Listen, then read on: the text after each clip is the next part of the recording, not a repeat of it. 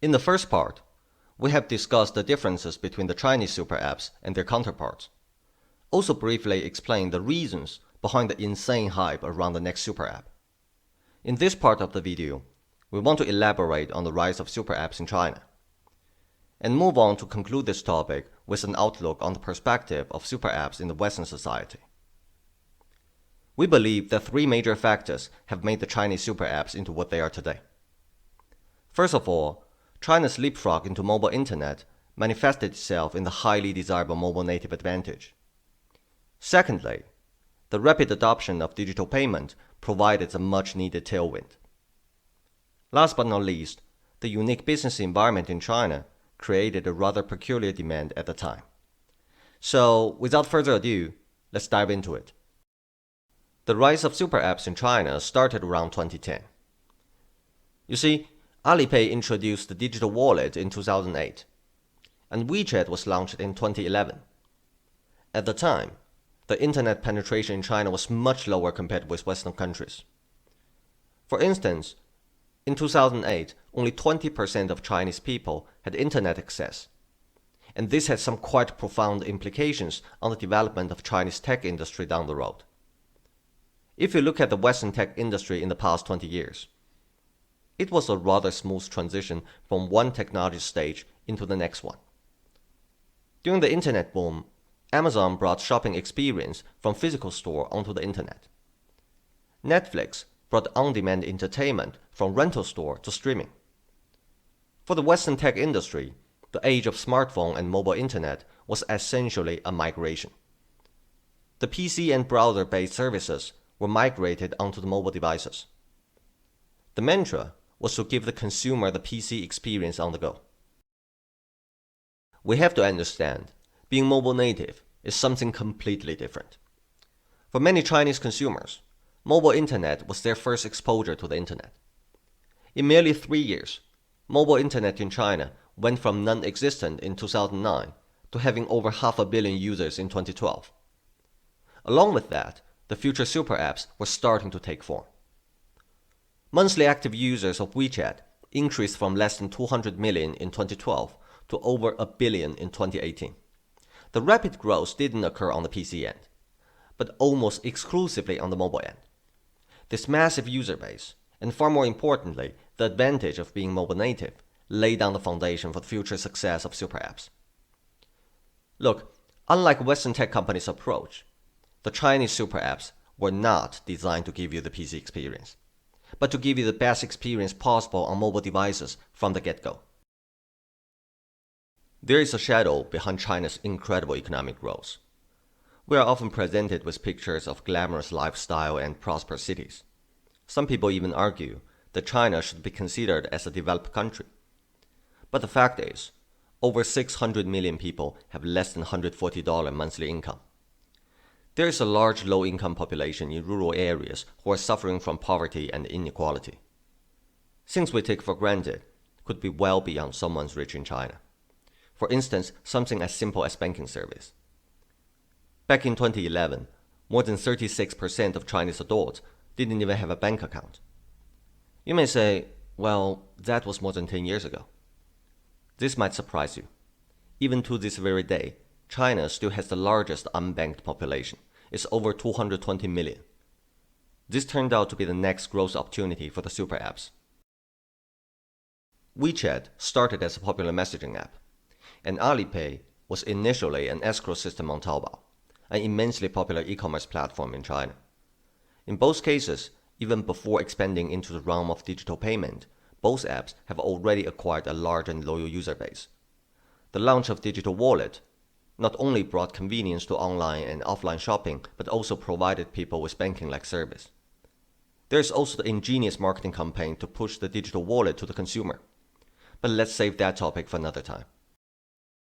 The adoption rate of digital wallet exploded. WeChat Pay has accumulated over 900 million monthly active users. Alipay over 500 million. And do you know how many people actually use Apple Pay? Only 230 million. I mean, there is really no comparison. You see, 20 years ago, China was essentially a cash-based society, and digital wallet has basically replaced cash in China.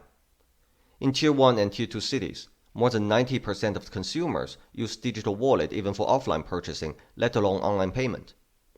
Since payment and transaction play such an essential role in our everyday life, they become the gateway to a vibrant digital ecosystem and the foundation for the further evolution of super apps.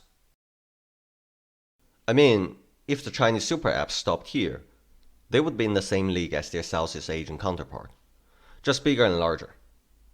Nevertheless, a unique business development in China changed everything. You see, back in 2010, Google officially ceased all operations in China. Despite Google's withdrawal, Android remains the most widely used operating system, claiming over 80% of the market share in early 2013. A rather ironic situation has emerged with Android smartphone dominating the Chinese market.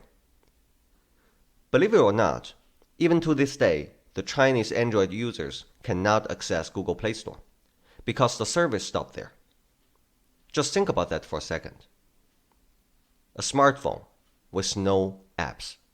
That was literally the WTF moment. Even though it sounds crazy, but in China, people were searching for a substitution for Android apps on the Android platform. It was a truly peculiar situation, but also the last missing piece to transform the Chinese super apps into open ecosystems. Both WeChat and Alipay opened up their platform and allowed third-party developers to create the so-called mini program. Mini programs are essentially lightweight applications that function within WeChat and Alipay. They can be used right away without installation or downloading. The user only needs to choose them on the platform to access their functions. With mini programs, it finally becomes a reality that a single app offers everything you need as a consumer without you ever having the need to switch to another app. Just to be fair, we should at least mention the relatively loose regulation of the tech industry at the time. For a rather long time, tech companies in China enjoyed absolute freedom of operations. I mean, no antitrust lawsuit, no oversight into acquisition, no investigation into monopoly, kind of like everything goes. Of course, WeChat and Alipay took advantage of the circumstances. They used their market dominance, their financial power, and the network effect to expand their business exponentially into both adjacent market and white space. I mean, it was more than aggressive. Baidu CEO Robin Li said once in an interview, "In the US, you cannot imagine that number one player and number two suddenly merge together and gaining 90% of the market share overnight." But that happened quite a few times in China. It was a different time, kind of like the Wild West for Chinese tech companies. And it was the perfect storm for super apps. I hope it becomes clear now how the Chinese super apps evolved into the juggernaut we know today as WeChat or Alipay. I'm probably not the only one who feels a bit unsettled. On one hand, it thrills us with the promise of truly frictionless experience in an integrated and interoperable environment. On the other hand, it's also quite scary to know that one person's life, to a considerable extent at least, could be completely reconstructed with this person's digital footprint left in a single app. With mixed feelings, let's move on to the last part of this video: the future of super apps in the Western society. Starting from the most obvious issue here. With your entire digital footprint left in one single app, the company definitely knows you better than yourself. It worked out in China, but in Western society, data security and privacy issues are among people's greatest concerns. We're not going to get into the debate whether privacy exists in China or not. In a practical manner, the Chinese consumers are much more willing to share private information in exchange for personal convenience. On the contrary, European country like Germany, for instance, poses the exact opposite.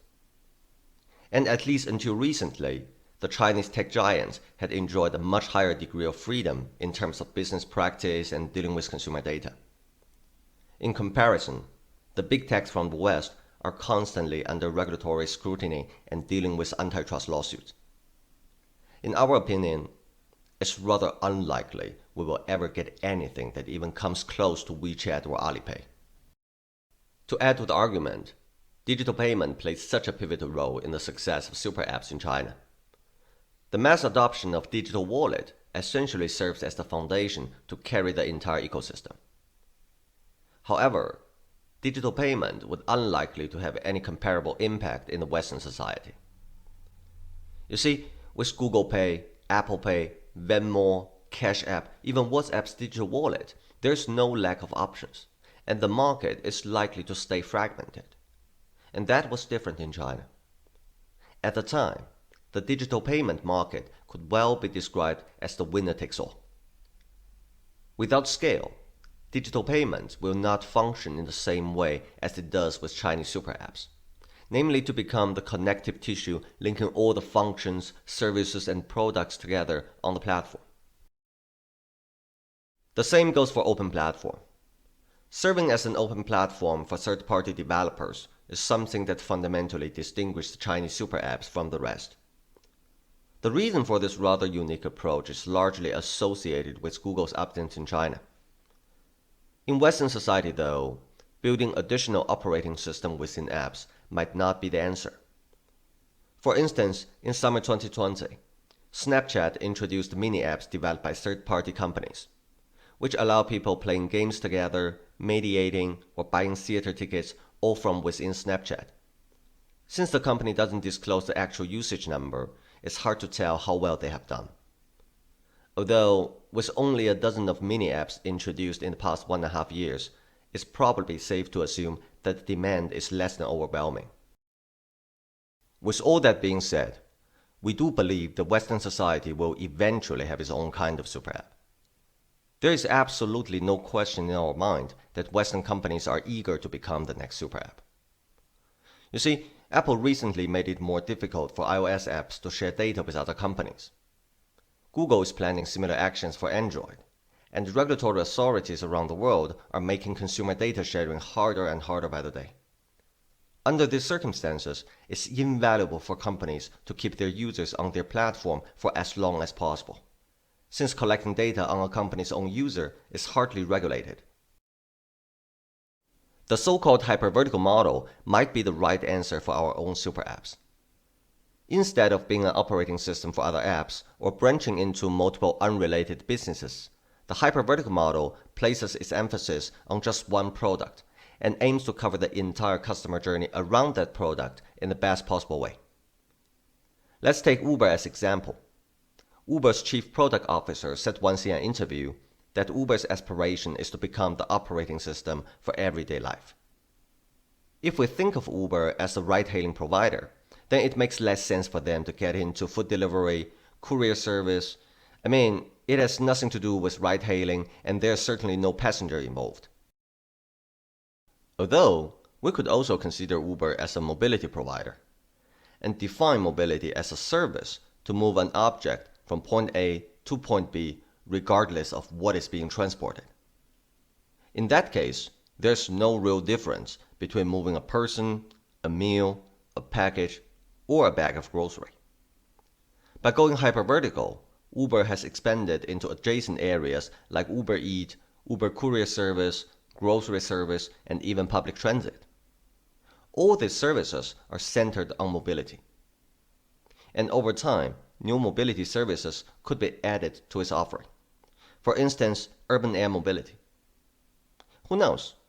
One day, Uber might be able to cover all mobility-related needs in our everyday life. And when that day comes, it would not be such an exaggeration to call Uber an operating system for everyday life. In other words, a mobility super app in its own right. Thank you for sticking around until the end. We hope this video could be of some help to you. Please share your thoughts on super apps in the comment section. If you are interested in any particular topic, feel free to drop a comment. Take care and see you next time.